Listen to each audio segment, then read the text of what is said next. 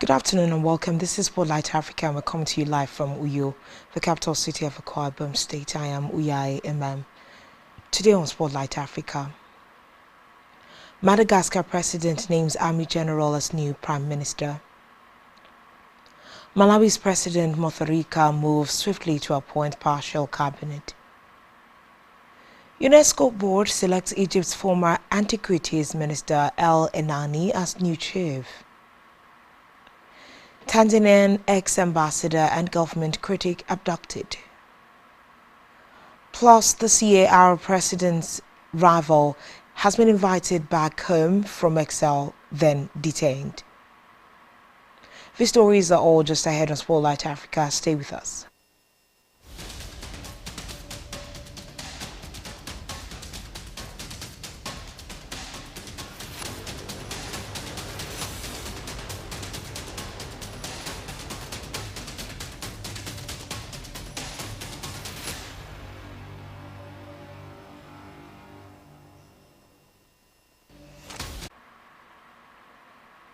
Good afternoon and thanks for joining us. We begin Spotlight Africa from Madagascar, where the appointment of Rufin Fortnat comes a week after President André Rajoelina fired his cabinet following days of protest. Hailing from the administrative corps, Zafir Sambo studied at the Administrable Military Academy in 1991 before receiving his secondary military training in France. The demonstrations, which were prompted by frustration of electricity and water cuts, have entered their third week. They are mostly led by students and youthful activists. Demonstrators rallied again on Monday, even as security forces responded with tear gas. Calls for the president to resign have been growing louder. In a speech on Saturday, Rajoelina said he was ready to listen but ignored calls to step down. He accused his opponents of seeking to overthrow his government. In a meeting with members of the civil society on Monday, he ruled out seeking a third term. Just a day after his inauguration, Malawi's newly elected president, Arthur Peter Mutharika, has begun assembling his administration, naming a partial cabinet that brings back experienced figures to tackle the nation's severe economic challenges. A statement from the president's office confirmed several critical post. Economist and former banker Joseph Makweka has been reappointed as finance minister, a role he held from 2016 to 2020. In a move signaling continuity in foreign policy, George Chaponda returns as Minister of Foreign Affairs. Mutharika also solidified his electoral alliance by appointing Enoch Chihana of the Alliance for Democracy as the second vice president. Further reinforcing his security team, Lieutenant General George Jaffu was named head of the Malawi Defense Force and Richard Luhanga as the new police chief. Away from that, the United Nations Cultural Agency, Unesco, is set to select former Egyptian Antiquities and Tourism Minister Khalid El-Enany as the organization's next director. The body's executive board voted on Monday by 55-2 in favor of El-Enany over Republic of Congo's Edward Firmin Motako. If successful, El-Enany will be UNESCO's first chief from an Arab nation and only the second from Africa. He'll replace Audrey Azoulay of France, who has served 2 4-year terms as Director General. El-Enany's nomination must now be ratified by the body's 194-member General Assembly when it meets in Uzbekistan in November. The United States sat out the vote. In June, Washington accused the UNESCO of bias against Israel and said that it will leave the organization at the end of next year. El-Enany has said he will work to bring the U.S. back. America contributes 8% of UNESCO's budget. The 54-year-old Egyptologist served as Minister of Antiquities and later Tourism under President Abdel Fattah el-Sisi from 2016 to 2022. Moving now to Tanzania, where former ambassador and outspoken government critic has been abducted by unknown individuals, according to his family. Humphrey Pole's brother told newsmen that the alleged abduction had occurred in the early hours of Monday at his home in the Es-Salam. He said the family had reported the matter after visiting the residence. The Es-Salam's police chief, Jumen Muliro, has said they are following up on the reported incident. The police boss appeared to question the reported attack, telling reporters that the former ambassador to Cuba often claims to be out of the country. Meanwhile, National Police spokesperson David Misimi has issued a statement confirming that they had seen the reports online and were investigating. He said they were still expecting Pole to respond to summons and record a statement about a series of allegations he has made since he resigned in July. Meanwhile, Tanzanian police have warned against the use of social media to spread misinformation following the widely shared video of an alleged military officer criticizing the government 3 weeks ahead of general elections. Identifying himself as Captain Tesha from the Air Force, he accuses the government of corruption, rights violations and political interference in the military. The military did not respond to inquiries about his identity, and newsmen have not been able to verify whether he is a serving officer. The purported officer urges military chief Jacob Mukunda to take action and ensure the country is united and uphold citizens' rights. He also encourages Tanzanians to push for their rights and hold demonstrations, saying the security forces are behind them. It comes as Tanzania is preparing to hold general elections amid a tense environment. In a separate development, since early October, Congo's Presidential Protection Force has launched an operation against criminal gangs of machete-wielding teens known locally as Bibi Noir or Black Babies. The groups have been spreading terror in the country's major cities for several years, attacking and robbing businesses and homes. While many support the crackdown, some deplore the methods used after shocking images of summary executions went viral on social media. Human rights activists have denounced what they call a dangerous drift that tramples on the Congolese constitution and the country's international commitments. Bibi Noir are mostly young people between the ages of 13 and 30. A prosecutor in Brazzaville, the capital, has called their criminality terrorism. Rampant unemployment and a locale of social protection has been blamed for the rise in violent crime in Congo, a top oil producer. Although Congo abolished the death penalty in 2015, extrajudicial killings are reigniting a climate of fear and abuse, even as a youth reintegration center is about to open in Boza region, 200 kilometers from Brazzaville. Meanwhile, exporters who violate a new quota system on cobalt will be permanently banned from the Democratic Republic of the Congo, President Felix Tshisekedi has warned. The DRC is the world's top producer of the metal, which is critical to the manufacture of electric batteries. In February, Kinshasa blocked all exports as low prices hit a record low. Last month, it announced a new quota system based on historical exports and due to come into effect October 16.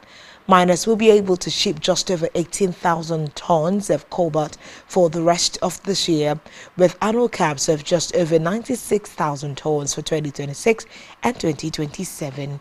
Tshisekedi reportedly told his cabinet on Friday that he would apply exemplary sanctions to anyone violating the new rules.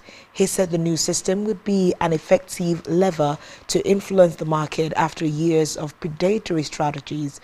The 8-month export freeze helped drive a 92% rebound in the price of cobalt since March.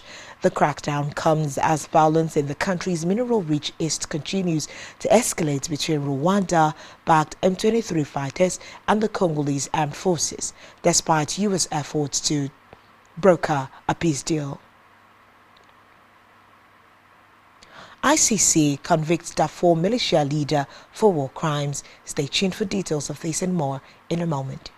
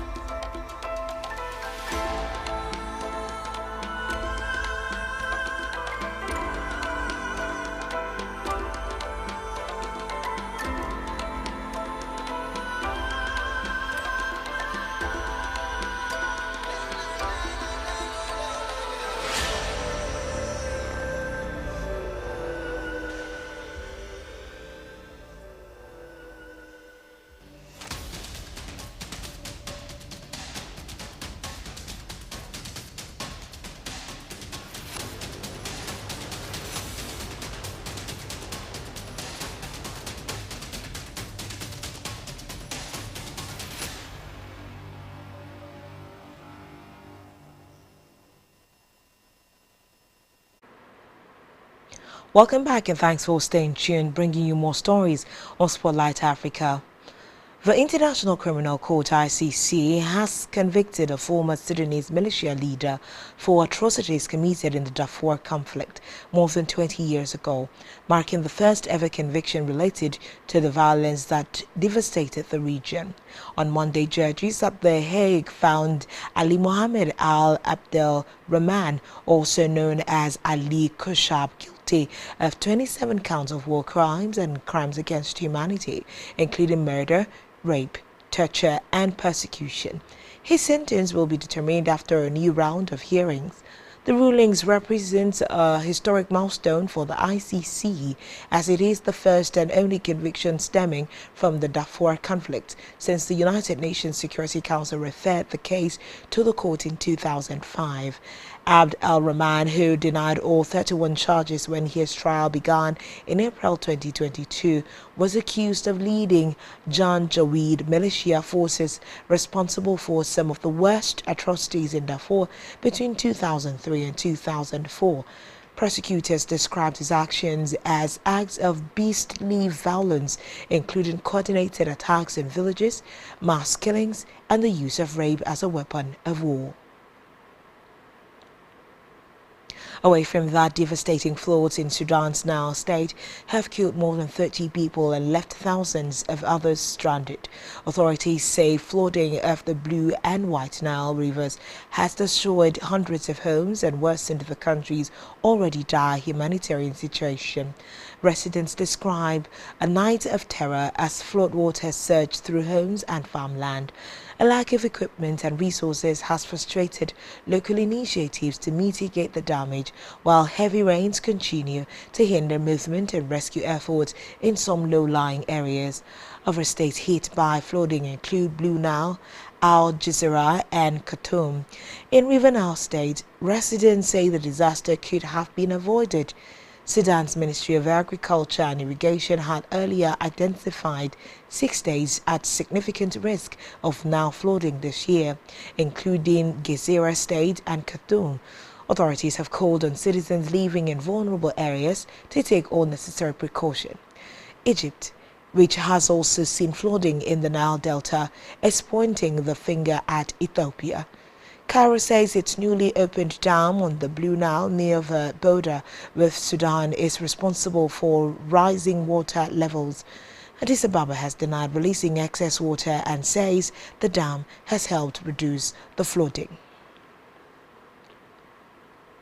Lastly, on Spotlight Africa, one of the most vocal critics of the Central African Republic's government is being questioned by security officials following his arrest at the country's main airport.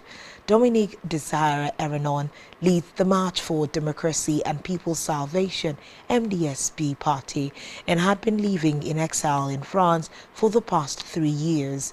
He fiercely opposed 2016 constitutional reforms which extended presidential powers, a move many observers described as a step backward for democracy in the conflict-torn nation. His arrest comes after President Faustin Archange Touadéra publicly called on all Central Africans in the diaspora to return home. Eranon responded to this call and was detained on arrival. Central African authorities have not disclosed the reason for his arrest on Friday or any formal charges. The silence has fueled widespread speculation and criticism among civil society groups. Opposition supporters see his arrest as part of a growing pattern of political intimidation 3 months before elections are held in December.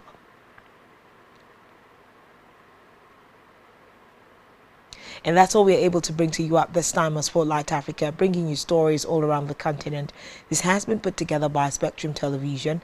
Do well to follow us on social media, subscribe to our YouTube channel, all of which you can find on our website, spectrumtvlive.ng. We are MM.